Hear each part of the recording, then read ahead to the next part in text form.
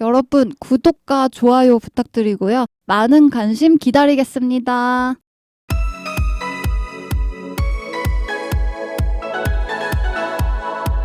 우주로 가는 독서 스텔라 이슬. 냠녀입니다. 오늘 함께 읽을 책은 서은국 교수의 행복의 기원입니다. 네, 책 소개해드릴게요. 행복의 기원은 행복이 삶의 궁극적인 목적이 아니라 생존과 번식을 위한 수단이라고 설명하는 책이에요. 우리가 행복을 느끼는 건 더 잘 살아남기 위해서라는 관점으로 행복에 대해 분석한 내용인데요. 행복에 대한 새로운 시각을 제시했다고 평가받는 스테디셀러로 2014년에 초판이 발행되었고 작년 2024년에 10주년 기념 개정판이 출간되었다고 하네요.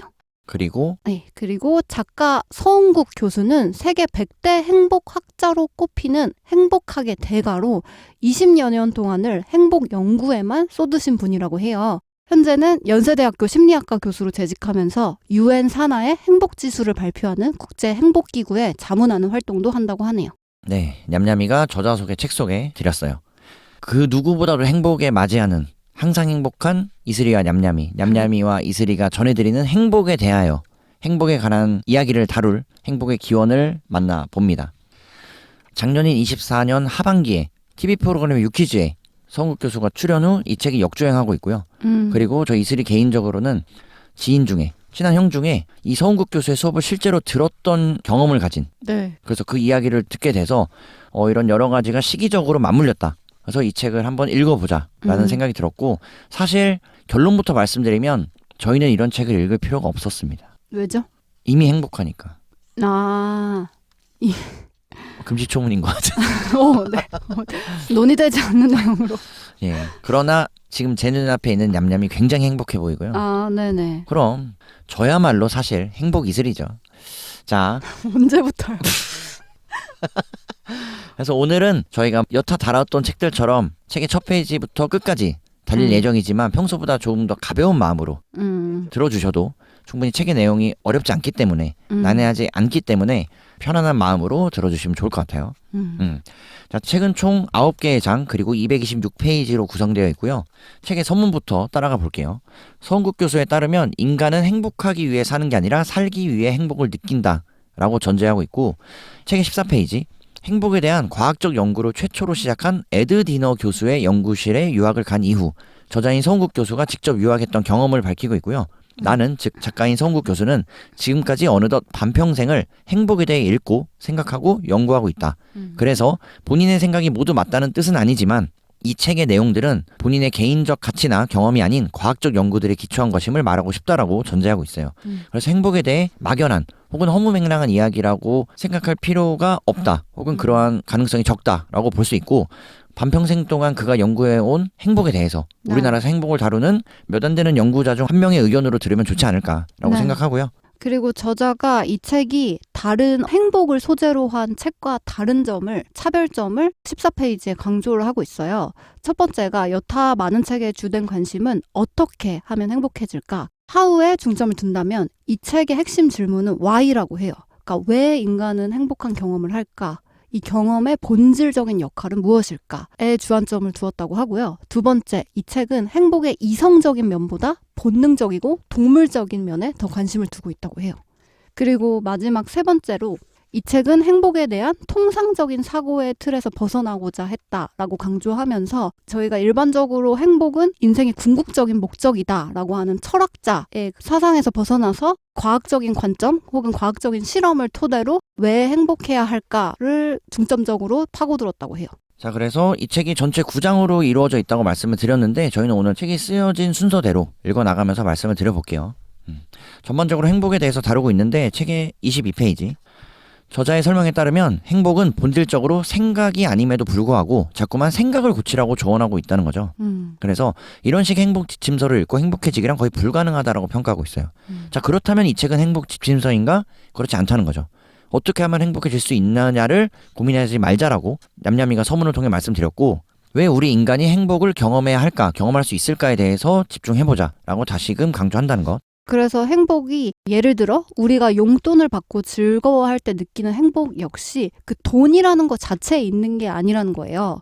돈이라는 자극이 뇌의 특정 부위들을 흥분시켜서 좋다라는 일시적 경험을 합성해내는 것인데 그것이 바로 행복감이라고 저자는 얘기해주고 있어요. 그래서 저자가 1장을 통해 독자들에게 질문하길 인간의 이성적 사고 대 동물적 본능, 무엇이 진짜 모습일까라는 거죠. 그래서 인간은 두 가지를 다 가지고 있지만 우리는 이성의 역할을 상당히 과대평가하고 있다면서 역으로 본능에 보이지 않는 힘이 우리를 얼마나 움직이는지는 과소평가하면서 산다는 거예요. 그래서 행복에 대한 책에서 왜 이성이나 본능 같은 주제를 다루고 있지? 라고 물어본다면 행복을 소리라고 한다면 이 소리를 만드는 악기는 바로 우리 인간의 뇌라는 거죠.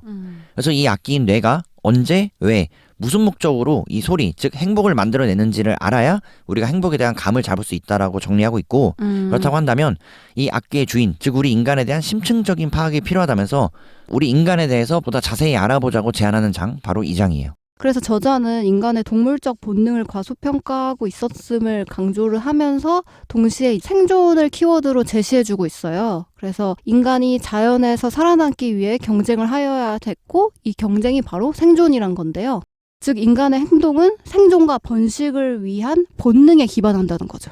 그래서 41페이지 인간의 뇌는 이 살벌한 생존 경쟁에서 살아남은 조상들이 우리에게 물려준 일종의 생존 지침서라고 저자는 비유하고 있어요. 제가 개인적으로 이 책에서 가장 흥미롭게 읽은 내용 중에 하나인데 말씀드리면 우리 인간을 예로 들어 거의 모든 암컷은 짝짓기 기회를 가졌지만 수컷의 경우 선택받은 일부만 후세 유전자를 남길 수 있었다고 하면서 가령 남녀 20명씩 사는 섬에 아이들이 태어났다고 가정해 본다면 모든 성인 여자는 엄마가 됐지만 남자들은 둘 중 한 명만 아빠가 될 수 있었다고 가정해 보자는 거죠.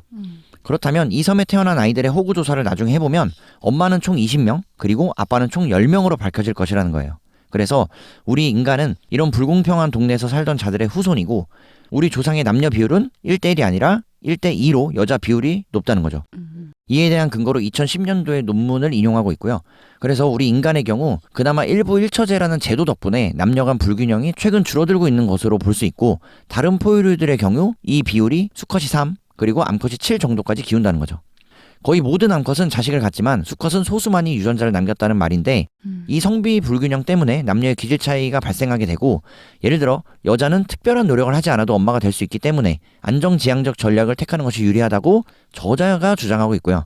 그러나 남자의 경우는 다르다면서 어차피 최고가 못 되면 짝짓기에서 낙오되기 때문에 매사에 뭐 아니면 도 같은 극단적인 전략을 택할 수밖에 없다는 거죠. 그래서 남자들은 작은 것에서도 승부욕에 불타게 되고 이 치열한 생존 경쟁에 뛰어드느냐 마느냐는 개인의 의사와 무관하게도 풀 한 포기에서 국가 수상에 이르기까지 지구의 모든 생명체는 예외 없이 지금 이 순간에도 생존에 유리한 고지를 점령하기 위해 살아가고 있다면서 우리가 단지 그것을 의식하지 못하고 있다라고 정리하고 있어요. 네. 인간의 동물적인 모습을 예시로 들어준 거죠. 인간의 동물적인 모습을 드러낸 사례 연구 중 또 다른 연구를 언급하는데요. 이 실험에서는 남자들에게 도시의 행인 사진들을 보여준 거예요. 우리나라로 치자면 명동을 걷고 있는 여러 남녀의 사진을 보여주되 여자 대비 남자의 숫자가 많은 사진을 보여준 거죠. 그랬을 때 남자 참가자들은 갑자기 원시인으로 변해서 여자가 이 사진 속에서 희소하다는 무의식적인 생각이 성적인 경쟁심을 발동시키고 그래서 더 많은 돈을 데이트 예산으로 잡는다는 거죠. 그래서 이런 자극, 수많은 사람들 중에 여자보다 남자가 훨씬 더 많다라는 이 자극만으로도 남자는 수컷으로 돌변한 실험 결과가 나왔다고 해요. 이것이 실험실 상황만이 아니라고 저자는 얘기하면서 미국 66개 도시의 소비 행태를 분석해보면 여자보다 남자가 더 많이 사는 곳일수록 남자의 과소비가 심하다는 결과가 나왔다고 해요. 이것이 바로 이 짝짓기 경쟁, 이제 여자를 만날 수 있는 경쟁이 심할수록 무리한 지출을 해서라도 이성을 유혹하겠다는 뜻이라는 게 밝혀졌다는 거죠. 네, 돈을 많이 벌으라는 얘기죠. 네, 그래서 남자가 넘치는 도시일수록 남자들의 카드빚과 부채율이 높다라는 실제 연구 결과가 나왔다고 해요. 네, 2012년 자료를 인용하고 있고요. 네. 그래서 저자는 이 장에서 인간은 여전히 100% 동물이라면서 바로 이것이 최근 심리학계를 뒤흔드는 연구들의 공통점이라고 밝히고 있어요. 그리고 책의 52페이지. 네. 저자가 책을 통해 이야기하는 핵심 내용 중 하나로 아리스토텔레스의 인생관을 설명하는데요. 다분히 목적론적이라는 거죠. 아리스토텔레스에게 삶은 가만히 서 있는 것이 아니라 뭔가를 추구하며 그것을 향해 나아가는 과정이라고 볼 수 있고 이때 아리스토텔레스는 인간이 추구하는 가장 궁극적인 목표를 행복이라고 보았다고 하면서 아침 식사는 출근을 하기 위해서, 출근은 돈을 벌기 위해서, 돈은 결국 행복해지기 위한 것이라면서 인간 행위의 종착지는 행복이라고 볼 수 있다는 거죠. 그래서 아리스토텔레스는 행복을 서멈 보넘이라고 단정했는데 이때 라틴어로 서멈은 최고라는 뜻이고 보넘은 좋다라는 의미로 최고 좋다, 즉 행복은 최고의 선이 되는 것이라고 볼 수 있다는 것. 바로 2006년의 논문을 인용하고 있어요. 하지만 저자는 이 아리스토텔레스의 목적론에 대해서 이 생각은 한 철학자가 가졌던 개인적인 견해일 뿐 과학적으로 증명된 사실이 아님을 강조할 필요가 있다고 이야기하고 있어요. 이 책의 전반적인 논조가 과학적인 연구와 데이터를 근거로 하고 있고요. 네. 그렇기 때문에 우리 인간을 그리고 우리의 뇌를 소리와 악기라고 비유했던 것, 네. 거기에 착안하시면 더 쉽게 이해하실 수 있을 것 같아요. 네. 그래서 이런 철학적인 견해에 대해서 찬물을 끼얹듯이 53페이지에 세상을 제대로 이해하기 위해서는 우선 기본적인 사실을 냉정하게 받아들여야 한다면서 가령 산타클로스의 정체는 아빠라는 사실, 또 하나는 예? 귀를 막으세요, 여러분. 또 하나는 목적론적 사고를 극복하는 것이라면서 캘리포니아 공과대학의 저명한 물리학자 캐럴의 표현대로 우리는 아무런 이유 없는 우주에서 살고 있음을 받아들여야 한다고 냉정하게 전하고 있는 거죠. 남야미의 설명처럼 저자는 이 책에서는 과학책 버전의 행복을 찾아보려고 한다면서 그러기 위해서는 행복의 새로운 옷을 입혀봐야 한다고, 즉 수천 년간 걸쳤던 철학의 옷을 벗겨내고 좀 더 진화론적인, 즉 과학적인 시각을 가지고 행복에 대해 생각해보자는 거죠. 그래서 61페이지의 결국 핵심은 생명체가 가진 모든 생김새와 습성은 우연의 산물이 아니라 생존과 짝짓기를 위한 도구라는 점이라는 거예요. 그래서 동물의 모든 특성은 생존과 번식이라는 뚜렷한 목적을 달성하기 위한 도구이고 특히 모든이란 단어에 주목하자면서 여기에는 인간도 포함됨을 저자는 이야기하고 있어요. 그렇지. 그래서 지금 저희 인간들, 우리 이슬이와 냠냠이를 비롯한 여러분들 모두가 가진 개개인의 특성, 성격, 장단점, 외모적인 특징까지도 이 모든 것들은 생존과 번식을 위해 존재함을 또 그러한 쓰임이 있음을 설명하고 있고 네. 우리는 그러한 유전자로 그러한 역사로 약 600만 년간의 인류의 발자취를 따라왔다는 것, 우리가 그런 진화의 산물이다 라고 볼 수 있다는 거죠. 네. 사실 이러한 내용은 저희가 앞서 함께 읽었던 리처드 도킨스의 이적 유전자에서 충분히 살펴봤다고 말씀드릴게요. 네. 그래서 저자는 한 번 더 차갑게 현실을 알려주는데요. 62페이지에 가령 이제 인간의 창의성이나 도덕성 같은 마음의 산물들이 동물 중에 인간만이 가진 특성이고 또 이런 점 때문에 인간은 동물과 질적으로 다르다고 생각하게 된다고 하는데 사실은 인간의 마음 혹은 창의성 또한 진화의 과제를 해결하기 위해 생긴 도구일 뿐이라고 이야기해요. 그래서 창의성의 대가인 피카소를 예를 들어 설명을 해주는데요. 무려 3만여 점의 다양한 미술작품을 남긴 피카소에 대해서 생각해 봤을 때 왜 그토록 피카소는 많은 그림을 남겼냐는 거예요. 창의성 때문이 아닐까? 그의 예술성 때문이 아닐까? 이렇게 생각할 수 있지만 사실 피카소 삶에 새로운 여인이 등장할 때마다 광적으로 미술작품이 많이 나왔다고 해요. 형님도 어쩔 수 없다는 거지. 그래서 65페이지에 여러 심리학자들이 이런 현상에 피카소 효과라는 이름을 붙였다고 하고 이것을 곧 돈을 통해서 동기 유발을 시킨 쪽보다 그의 연애 조건에서 나온 생각들이라는 거죠. 저는 크게 동의할 수밖에 없는 게 이에 대한 설명에 덧붙여 저자는 재미있는 남자, 전 세계 여자들이 꼽는 남자의 매력 포인트 중 하나가 바로 위트라면서 그러나 유머러스한 남편이 생존에 무슨 직접적인 도움이 되겠냐고 이 피카소 효과를 이야기하는 거죠. 이런 창의성은 결국 앞서 말씀드린 생존, 번식, 그리고 번식을 네. 위한 몸부림이라고 볼 수 있다는 것을 이야기하고 있고요. 3장의 마지막 66페이지. 그렇다면 이러한 창의력과 마찬가지로 행복도 우리 인간의 생존을 위한 중요한 쓰임새가 있는 것은 아닐까라고 질문을 볼 수 있다는 거죠. 그리고 저 이슬이가 이 책에서 단 한 페이지를 꼽으라면 바로 여기 70페이지입니다.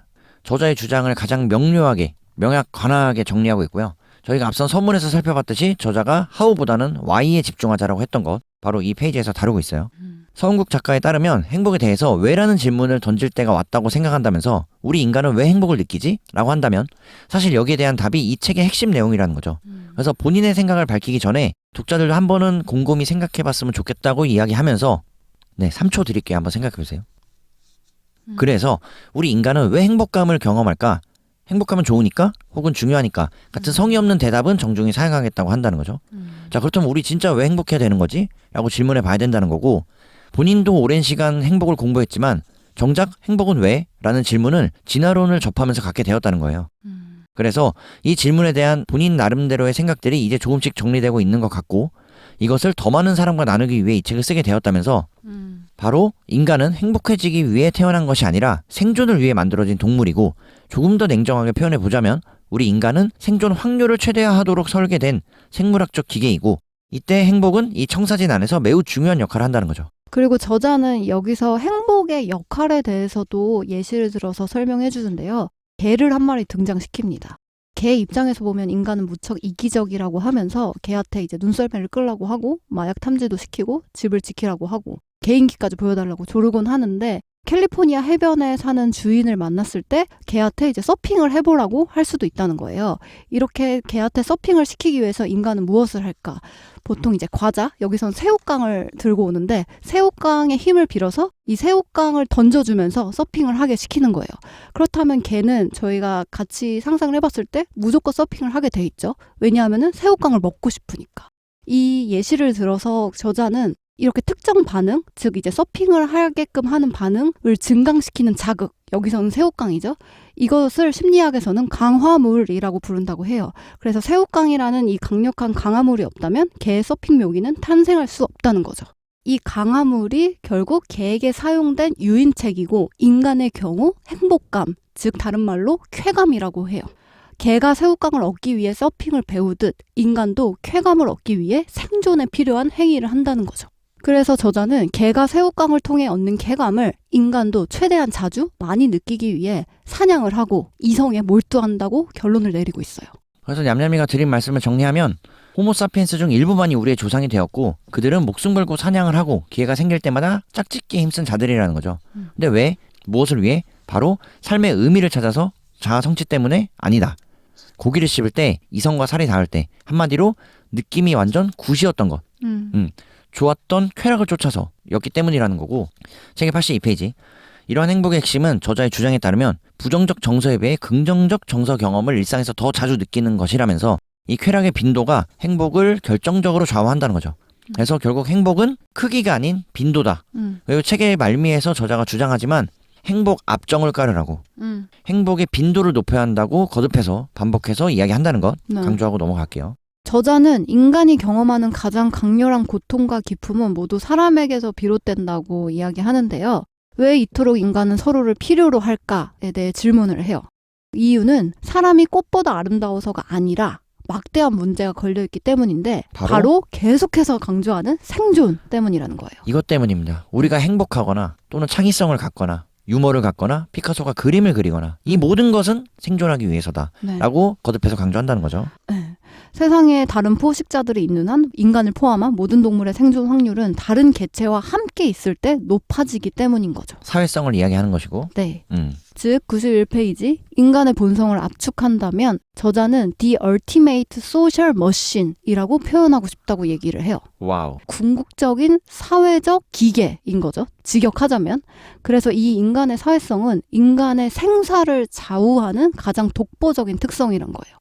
이것은 최근 여러 분야의 석학들이 이구동성으로 주장하는 결론이라고 저자도 거듭 강조하고 있어요. 그리고 92페이지 개인적으로 흥미롭게 읽은 로빈 덤바 교수의 프렌즈라는 책에서 살펴봤던 내용인데 우리가 방송으로 다루진 않았어요.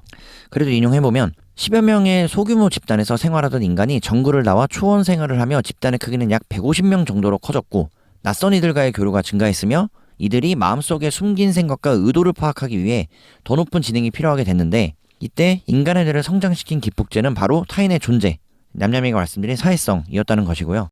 이러한 이론과 주장이 바로 덤바 교수의 사회적 뇌가설의 핵심이라는 거죠.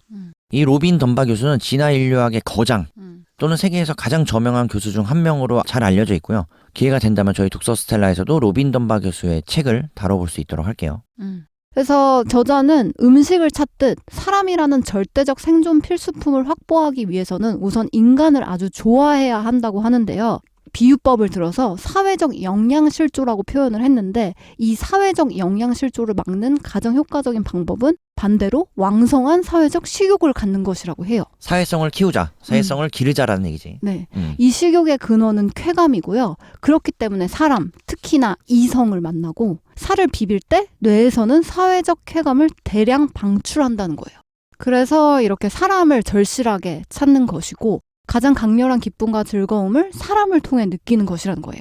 그래서 우리가 느끼는 사람과 무관해 보이는 감정들도 사실은 대부분 사람 때문에 생긴다는 거죠. 그래서 저희가 지금까지 말씀드린 내용을 종합해보면 103페이지 행복감을 발생시키는 우리 뇌가 이처럼 사람에 중독되어 있다는 사실을 놓쳐서는 안 된다는 거고 사회적 경험과 행복은 불가분의 관계를 맺는다는 거예요. 뗄래야 뗄 수 없다. 그래서 사회적 경험이 행복에 중요한 것은 물론이고 작가는 한 발 더 나아가 행복감, 즉 쾌감은 사회적 과제들을 해결하기 위해 존재하게 되었다고까지 생각한다고 정리하고 있어요. 그래서 저자는 이 행복이 사회적 동물에게 필요했던 생존 장치라는 것을 계속해서 강조했는데요. 그렇다면 행복하려면 무엇이 있어야 행복할까에 대한 내용으로 넘어왔어요.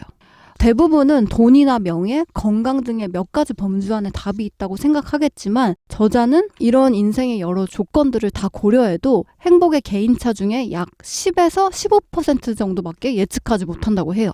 큰 영향을 미치지 않는다는 거지. 정리하면 행복한 사람과 불행한 사람의 차이는 무언가 물질적인 것을 가진 것과 못 가진 것의 차이가 아니라는 거예요.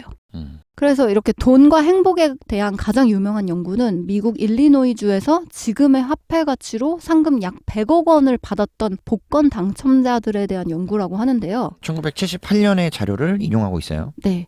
복권이 당첨되고 1년 뒤에 당첨자 21명과 주변 이웃의 행복감을 비교했더니 놀랍게도 별 차이가 없었다는 거예요. 저는 약간 생각이 다른데 조금 더 행복하긴 해요. 그렇지 않을까? 제 입장에서는. 근데 지극히 이제 개인적인 경험에서. 복권 당첨돼 봤어요? 복권까지는 아니지만 큰 돈이 수중에 들어왔을 때 1년 이상 행복해요. 방송 나가도 돼요? 전반적 죄송합니다. 뭐 얼마나 크겠어요, 여러분. 오해하지 마시고 10만 원일 수도 있잖아요. 그렇지만 저는 개인적인 경험에서는 1년 뒤 주변 이웃들과 별반 행복의 지수가 차이나지 않았다라고 이야기한다면 저는 그렇진 않다고 말씀드릴 수는 있다. 맞아요. 그것도 맞고 이 저자가 말하는 게 별 차이가 없었다는 거지 복권에 당첨된 사람이 더 행복할 수는 있을 거라는 거를 염두에 둔 것 같아요. 그런 예외가 있을 수도 있다라는 건 뭐. 네. 그래서 이제 저자는 대학에서 행복에 대한 강의를 25년째 하고 있는데 항상 이제 대학생들한테 자신을 가장 행복하게 할 만한 사건이 뭘까요? 라고 물어보면 1등이 복권 당첨이라는 거예요. 하지만 실제로 복권에 당첨된 경우를 보자면 이것은 곧 답이 아니라는 거죠. 그래서 이러한 인간의 감정이라는 것은 어떤 자극에도 지속적인 반응을 하지 않기 때문에 또는 계속 반응을 할 수 없고 해서는 안 되기 때문에 이 적응이라는 강력한 현상은 아무리 감격스러운 사건이나 충격적인 사건일지라도 시간이 지나면 일상의 일부가 되어 희미해진다는 거죠. 결국 시간은 기쁜 일도 슬픈 일도 생각보다 빨리 지우게 된다는 거예요. 그렇기 때문에 앞서 말씀드린 것처럼 행복감 또는 쾌락은 잦은 빈도로 가져가야 한다라고 5장에서 강조했었고요. 지금까지의 연구 자료들을 보면 행복한 사람들은 다시 이런 시시한 즐거움을 여러 모양으로 자주 느끼는 사람들이라고 반복하고 있어요. 1991년의 자료를 인용하고 있다는 것. 그래서 영어를 인용해서 한 번 더 설명해 주는데요. becoming, 즉 뭐뭇이 되는 것과 being, 뭐뭇으로 사는 것의 차이는 상당히 크다는 거예요. 재벌가 며느리가 되는 것, becoming, 그것과 그 집안 며느리가 되어서 하루하루를 사는 being. 것은 아주 다른 얘기라는 거죠. 그래서 우리는 화려한 변신의 그 순간에만 주목하지 그 삶을 구성하는 그 뒤에 많은 시간들, 계속해서 지속되는 그 시간들에 대해서는 미처 생각하지 못한다는 거예요. 그래서 작가가 중요한 점이라고 강조하는 내용을 살펴보면 이러한 생존 행위는 반복적으로 이루어져야 한다는 사실이고 아무리 영양가 높은 음식을 오늘 먹는다고 할지라도 살기 위해서는 내일 또 사냥을 해야 된다는 사실이고 이러한 사냥에 의욕이 다시 생기기 위한 필요 조건으로는 오늘 고기를 씹으며 느낀 쾌감이 빨리 혹은 곧 사라져야 한다는 거죠. 쾌감 수준이 원점으로 돌아가는 이런 초기화, 즉 리셋 과정이 있어야만 그 쾌감을 유발할 요인으로 고기, 앞서 냠냠이가 말씀드린 예로는 새우깡, 즉 그 강화점을 우리가 다시 찾게 된다는 거죠. 결국 행복은 한 방으로 해결되는 것이 아니고 모든 쾌락은 곧 소멸되기 때문에 이렇게 리셋되기 때문에 커다란 기쁨 한 번보다 작은 기쁨을 여러 번 느끼는 것이 절대적이라고 강조하고 있고 본인의 유학 시절 앞서 서문에서 언급한 에드 디너 교수가 쓴 논문을 읽은 적이 있다면서 제목은 행복은 기쁨의 강도가 아니라 빈도다 라고 우리에게 잘 알려진 말처럼 작가는 이것이 행복의 가장 중요한 진리를 담은 문장 중 하나라고 생각한다라고 정리하고 있어요. 그래서 저희도 이러한 작가의 주장과 생각에 동의할 수밖에 없지 않나라고 생각하면서 보다 더 행복하기 위해서 더 잦은 빈도를 만들어야 한다. 만들자. 네. 라고 주장하면서 그러려면 여러분 어떻게 하셔야 된다? 하루에 자주 저희 독서 스텔라를 들어주시면 쾌감을 느껴야 된다. 행복감을 찾을 수 있지 않을까. 지적 행복감, 즐거운 행복감, 유익한 행복감, 유쾌한 행복감. 유익하게 유쾌하게. 예. 7년 동안 말씀드리고 있는. 네. 좋습니다. 그래서 저자는 행복의 원인 중에 사람들이 가장 과대평가하는 것이 돈과 같은 외적 조건이라고 주장을 했는데요. 그에 반대로 이 행복에 절대적인 영향을 미치지만 대부분 미처 생각하지 않는 요인에 대해서도 언급하고 있어요. 바로 유전적인 성격, 그리고 더 구체적으로는 외향성이에요. 그러니까 행복을 어느 정도 타고나는 성향이다라고 볼 수 있다는 거지. 네. 사실 이 유전이나 외향성에 대한 행복 연구는 전문성을 나타내는 지표가 될 수 있을 정도로 중요한 진단이라고 하는데요. 이 유전과 정서의 관계를 오랫동안 분석한 미네소타 대학의 데이비드 리켄과 오크 텔리건 교수는 심지어 이런 문장을 썼다고 해요. 뭐죠? 행복해지려는 노력은 키가 커지려는 노력만큼 더덥다. 전 노력하지 않았나 봐요. 너무 극단적. 1996년의 자료입니다. 마음 아프게 또 이런 얘기를 했다고 하는데 그렇지만 저는 행복합니다. 그래서 학계의 정설 중에 일반인들한테 가장 덜 알려진 사실이 바로 행복과 유전의 관계라고 해요. 그만큼 중요하다는 거지. 네. 그러니까 우리가 보통 행복 생각했을 때 유전을 생각하기는 쉽지 않잖아요. 연계해서 떠올릴 일이 있을까 싶은 거지. 그렇지만 학계의 정설을 들어보면 외향성이 행복 연구에서 주목받는 이유는 한마디로 행복과 가장 손을 꼭 쥐고 있는 짝이라고 표현하고 있고요. 지금까지 연구된 그 어떤 다른 특성도 외향성만큼 행복과 관련 깊은 것은 없다는 거예요. 그리고 이러한 외향성은 최근 행복 연구를 통해 부각된 것이 아니라 무려 40년 전 성격 연구 과정에서 외향적인 사람들이 유난히 행복하다는 사실을 실수로 발견하게 됐다는 거죠.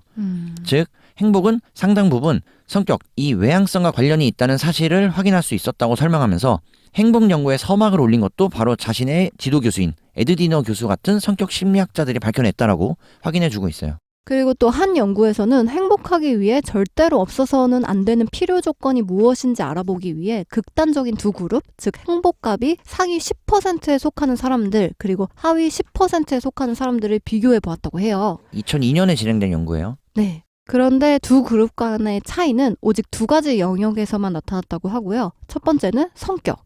행복한 사람들은 월등히 더 외향적이고 정서적 안정성이 높았다고 해요. 그리고 두 번째는 대인관계. 행복지수 상위 그룹의 사회적 관계의 빈도와 만족감이 그렇지 않은 그룹보다 월등히 높았다는 거죠. 그래서 제가 행복한가 봐요. 네. 성격과 대인관계, 네. 즉 외향성과 대인관계. 두 가지의 특징의 공통 분모는 사회성이라는 거죠. 그래서 정리하면 145페이지 행복한 사람들은 타인과 같이 보내는 사회적 시간이 절대적으로 많다고 여러분 모두 집 밖으로 나오시란 얘기고 네. 사람마다 타고난 기질이 어떻든지 간에 어떤 사회에서 살고 있든지 간에 일관되게 나타나는 현상이라고 볼 수 있다는 거예요. 그래서 그만큼 사회성, 즉 대인관계의 중요성 그리고 성격, 즉 외향성의 중요성을 반복해서 강조하고 있다는 것을 살펴볼 수 있어요. 네. 외향적이시잖아요. 끝에 있죠. 네. 저는 내향적이거든요. 그래서 여기 148페이지 이야기를 보고 반박하고 싶었는데 여기 보면 내향적인 사람들도 혼자일 때보다 누군가와 함께 있을 때 더 높은 행복감을 느꼈다라는 연구 결과가 나와요. 2008년 연구 결과를 인용하고 있어요. 네. 그래서 그렇다면 왜 내향적인 사람들은 외향적인 사람만큼 타인과 어울리지 않는가에 대해 저자는 대답을 하길 사실 이건 싫어서가 아니라 불편해서다. 그렇겠지. 네, 라고 답을 내려주고 있어요. 그래서 이 내향적인 사람들은 사회적 스트레스를 더 예민하게 더 많은 사람으로부터 경험한다고 하면서 그렇기 때문에 행복의 관점에서 보면은 이렇게 사람을 만났을 때 느끼는 불편함, 어색함, 스트레스 이런 게 가볍게 느껴지는 게 바로 외향적인 사람들이 타고난 큰 유전적 혜택이라고 해요. 근데 이렇게 설명을 들으니까 납득이 되면서 편해지더라고요. 그러니까 유전적 혜택을 받으신 거잖아요. 결국 외향의 끝에 있는 네. 외향의 대명사인 저 이슬이와 함께하고 있기 때문에 냠냠이가 보다도 행복해지는데 도움을 주고 있다라고 저는 생각하고 어머. 바로 그것이 이 책의 저자가 주장하는 사회성과 대인관계적인 특성 중 하나가 아닌가라고 생각해 볼 수 있지 않을까라고 이 연사 외쳐보면서 네. 책의 152페이지 자 그렇다면 이러한 친사회적인 행동이 왜 행복감을 유발한다는 거지? 왜 사람들과 함께 잘 지내는 것이 행복감을 느끼게 해줄까라고 물어본다면 나의 도움을 받고 고마워하는 친구의 얼굴을 볼 때 나는 기쁨을 느끼게 되고 그래야 또 주고 싶은 마음이 생기게 될 텐데 이러한 과정 속에서 생긴 친구는 훗날 죽을 고비에서 나를 구해줄 수도 있다는 거죠. 정리하면 진화 과정에서 도움을 줄 때 기쁨을 느꼈던 자들이 선택적으로 더 많이 생존하게 되었고 그들의 유전자를 통해서 우리는 이 습성을 물려받은 것이 아닐까라고 추측해 볼 수 있다는 것. 그래서 이러한 부분에 대해 보다 더 체계적인 연구가 필요할 것이라고 주장하고 있어요. 그렇다면 왜 사람이 행복에 그토록 중요할까? 그것은 바로 뇌의 행복 전구가 켜지는 것처럼 개가 서핑을 하도록 만드는 새우깡과 비슷하다는 논리예요. 강화점. 네. 그래서 뇌는 사실 우리의 행복, 인간의 행복에 일말의 관심도 없다고 저자는 전하면서 우리에게 가장 중요한 것을 찾도록 하기 위해 뇌가 설계되었다고 해요. 그것이 바로 생존과 직결되는 사람이라는 거예요. 그렇지. 내가 생존을 하기 위해서 도움을 받을 수 있는, 내가 도움을 줄 수 있는 바로 그 대상이 사람이라는 거지. 그래서 뇌는 사람이라는 생존 필수품과 대화하고 손잡고 사랑할 때 쾌감이라는 그 전구를 탁 켜주도록 설계됐다는 거예요. 그렇지. 그래서 이렇게 들으면 어느 정도 책의 내용과 흐름 그리고 주장들이 일목요연하게 정리되고 있다는 것을 네. 느끼실 수 있을 거예요. 그래서 오죽하면 레바논에 이런 속담도 있다는 거죠. 사람이 없다면 천국조차 갈 곳이 못 된다. 오. 그래서 저희는 함께 손 붙잡고 지옥으로 들어가게 너와 함께라면 지옥이라도 괜찮아. 지옥이라도 괜찮아. 예. 네, 그렇습니다. 그래서 저자는 책의 마지막 9장에서 우리가 금강산 구경을 하기 위해 밥을 먹는 것이 아니라 인간의 본질적인 욕구, 즉 식욕과 성욕을 채우는 데 도움이 되기 때문에 금강산 유람이라는 즉 자아 성취를 위한 행동을 한다는 것이 최근의 진화심리학적인 설명이라고 볼 수 있다면서 바로 이러한 주장은 혁명적이라고 정의하고 있어요. 이러한 개념을 사실로 받아들인 학자들이 점점 많아지고 있다는 사실을 2013년의 연구를 인용하며 뒷받침하고 있어요. 그래서 저자는 행복도 오컴의 날로 정리할 필요가 있다고 강조하는데요. 이 오컴의 면도날은 저희가 과거 최 사장의 책 지대넘냐에서 개념 정의와 사례를 들어드린 경험이 있어요. 즉 행복은 가치나 이상 혹은 도덕적 지침이 아니라 천연의 행복은 마치 레몬의 신맛처럼 매우 구체적인 경험이라는 거예요. 단순화해서 행복을 생각하자는 거죠. 그래서 쾌락적 즐거움이 바로 그 중심에 있다는 연구 결과를 이야기하고 있어요. 그래서 가치 있는 삶을 살 것이냐, 행복한 삶을 살 것이냐는 사실 개인의 선택이고 두 가지는 다르다는 건데요. 어디에 무게를 두느냐에 따라 삶의 선택과 관심이 달라진다고 해요. 무엇이 가치 있는지를 평가하기 위해서는 사실 잣대가 필요하고 이 잣대는 보통 다른 사람의 평가라는 거죠. 이렇게 가치 있는 삶, 행복한 삶을 혼돈하는 거는 사실 한국 사회에서 자주 보는 일이라고 저자는 이야기하는데요. 천문학자가 되고 싶었지만 수능 점수가 너무 잘 나와서 의대를 가는 학생들은 더 행복해지기 위한 선택이었다고 생각하지만 이것은 바로 착각이라는 거예요. 바로 명분의 행복을 양보하는 습성에 의한 것이라는 거죠. 그래서 저자는 행복을 정육점에서 판다면 현재 시중의 고기들은 기름이 너무 많이 붙어 있다고 하면서 이때도 오컴의 칼날이 필요하다고 강조하고 있어요. 그렇지. 선택과 집중을 하자. 그 오컴의 칼날로 기름기를 제거하고 네. 나면 우리가 행복의 살코기만 취할 수 있지 않을까라고 볼 수 있다는 것이고 책의 마지막 193페이지. 저자는 이 책을 정리하면서 두 가지의 개념으로 매짐을 하는데요. 우선 행복은 거창한 관념이 아니라 구체적인 경험이라는 사실, 그리고 행복에 대한 이해는 곧 인간이라는 동물이 왜 쾌감을 느꼈는지를 이해하는 것과 직결된다면서 행복은 거창한 것이 아니라 모든 껍데기를 벗겨내고 난 이후에 오늘날 우리는 문명에 묻혀 살지만 우리의 원시적인 내가 여전히 가장 흥분하며 즐거워하는 것은 바로 이 두 가지, 음식과 사람이라고 정리하면서 책의 내용을 마무리하고 있어요. 그리고 또 재미있는 비유법을 들어주는데요. 만약 집안 곳곳에 압정을 뿌려놓는다면 늘 가족들의 비명이 들릴 것이라고 하면서 행복도 비슷한 원리라고 이야기하고 있어요. 그래서 행복 확률을 높이려면 즐거움을 주는 다양한 행복 압정들을 일상에 뿌려놓아야 한다는 거예요. 그러한 예로 친구, 평양냉면, 커피, 메시의 패스, 바흐, 좋은 책, 새로운 경험, 운전을 위한 여행, 이렇게 작가 본인의 행복 압정을 풀이하면서 읽는 독자들도 행복 압정을 본인 일상에 흩뿌려 보세요라는 추천을 해주고 있어요. 그렇지. 그리고 그러한 압정 속에 독서 스텔라가 역시 뿌려놓으시라고 네. 끊임없이 재생하시라고 네. 우리의 목소리를 가까이 하시라고 추천드려 본다는 것. 네. 책의 220페이지. 세계 50여 국가의 심리학자들이 최근 모은 자료가 있다라고 설명하면서 이 연구에서는 어떤 사람들이 자신의 성격을 바꾸고 싶어 하는가? 결론은 행복감이 낮은 사람일수록 자신을 바꾸고 싶어 한다는 거예요. 바로 2021년의 자료를 인용하고 있고 자신을 그대로 인정하고 가진 것의 장점을 활용하는 것. 행복한 사람들의 특징이라는 거죠. 이러한 연구 결과에 따르면 한국인은 외모, 성격, 심지어 이름까지 바꾸는 것에 적극적이라고 볼 수 있다면서 행복한 사람들과는 반대 방향으로 일상을 걷는 게 아닌가라고 독자들에게 물음하는 것과 같은 느낌을 받을 수 있었어요. 그래서 여기까지 책의 전반적인 내용을 살펴봤고요. 행복에 대해서 우리가 어떻게 행복을 느끼는가 보다는 왜 행복을 느껴야 하는가, 그리고 왜 느끼는가에 대해서 집중해서 살펴볼 수 있었던 책이고요. 네. 우리나라에서 행복에 대해 가장 많이 또는 가장 오래 연구한 학자 중 한 명으로 손색 없을 연세대학교 심리학과 서은국 교수님의 책을 이렇게 살펴봅니다. 네. 행복학자의 책은 처음 읽어본 것 같아요. 그래서 일반적으로 행복 생각했을 때 느끼는 감정적인 부분, 생각적인 부분, 그것을 벗어나서 과학적으로 접근한 게 굉장히 신박했고요. 그리고 우리가 왜 대체 행복하려고 하지에 대해서 냉정한 답안을 제시해준 느낌이에요.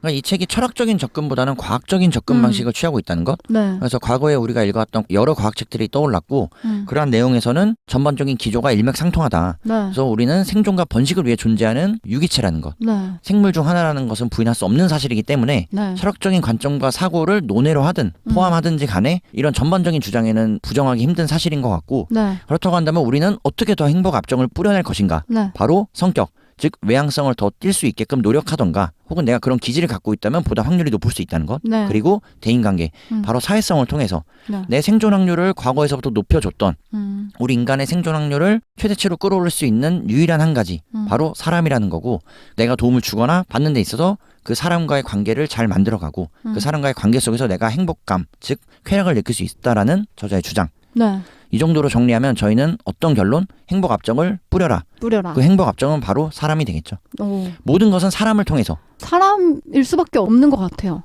사람이다 보니 그리고 그렇지. 사회에 묶여서 살다 보니. 그렇지. 그래서 저 이슬이는 개인적으로 지금 7년 동안 독서 스텔라를 통해서 행복 압정을 뿌리고 있고요. 제가 압정인가요, 그러면? 아프네요. 피철철인데. 압정을 찌르는 게 아니고요. 아 그렇죠. 뿌리는 거예요. 압정을 뿌리기만 하는 거니까 예, 밟으시라는 소리는 아니에요. 그래서 저의 행복 압정 냠냠이 네. 누구도 부정한 뭐 자타가 공인하는. 네, 본인 인증. 드리잖아. 본인 인증. 그러면 냠냠이의 행복은 냠냠이 압정은 이슬이? 그냥 압정 말고 행복을 맞지. 아, 그치. 행복을 붙여주세요. 행복 압정은 이슬이. 행복 네. 압정 중 하나. 네, 그렇죠. 예, 그렇게 서로 여겼으면 하고 예, 였으면 하고 너무 예. 갑자기. 그런 바람이고 네. 그리고 저희가 이렇게 방송으로 여러분을 청취자분들을 만날 때 여러분들의 따뜻한 응원과 좋아요, 구독, 공유, 댓글 하나하나 저희가 확인하면서 느끼는 압정들. 네. 가끔은 따끔하지만 그래도 전반적으로 저희에겐 행복 압정이 되고 있어요. 행복 압정이죠. 그렇기 때문에 또 저희가 그런 응원을 통해서 네, 저희가 생존할 수 있는 거죠. 계속 생존해 가고 있고 네. 감사합니다. 감사합니다. 어차피 감사하니까 뭐 네. 웃으면서 말씀드리지만 그만큼 행복해서 웃는 거고요. 또 웃으면 행복한 거잖아요. 예, 이렇게 무슨 말을 하고 싶은 건지 모르겠지만 저희는 전반적으로 행복하다. 네, 정말 행복합니다. 그래도 이 책이 주는 게 복잡하지 않고 심플해서 오히려 더 좋았던 게 저희 오랜만에 짧은 녹음하고 있어요. 네, 행복해요. 이렇게 또 그게 행복한가 봐. 행복의 기원이라는 책이 저희에게 행복을 또 주네요. 그러니까 이 책을 선정한 이유는 제가 앞서 두 가지 유퀴즈에서 만난 것 그리고 제 주변에 친한 형이 우리 유민이 형이 이 교수님의 수업을 실제 들었었다는 것 이 두 가지 사실이었지만 제가 망설임 없이 냠냠이에게 추천하고 싶었고 같이 읽으면 좋겠다. 그리고 네. 이렇게 행복에 대해서 다시금 생각해보게 하는 한 번쯤은 정리해볼 수 있는 계기가 될 것 같아서 부담 없이 여러분도 읽으실 수 있을 것이라고 네. 자신 있게 추천드리고요. 네. 한 번쯤은 도서관에서라도 빌려보시면 네. 그래도 꽤나 값진 내용이 전해지지 않을까. 맞습니다. 예. 행복해지고 싶으신 분들 혹은 어떻게 하면 행복해질 수 있는지에 대해서 질문을 갖고 있는 분들은 한번 읽어보면 좋을 것 같아요. 그리고 그에 대한 답이 책에 명확하게 나와 있는데 1장부터 9장까지 꾸준하게 저자는 인간은 행복하기 위해 사는 게 아니라 살기 위해 행복을 느낀다라고 주장을 해요. 그렇지. 그래서 내일도 어김없이 출근들 하시고 네. 공부들 하시고 주어진 일을 최선을 다하되 네. 그 안에서 행복감을 찾으시기를 네. 잦은 빈도로서 만나시기를 진심으로 진심으로 응원하면서 네. 정리하겠습니다. 네. 자, 그래서 오늘 함께 읽은 책 서은국 교수의 행복의 기원 이렇게 마무리하고요. 저희는 더 잘 준비해서 다음 책으로 돌아오겠습니다. 네, 다음 별에서 만나요. 안녕.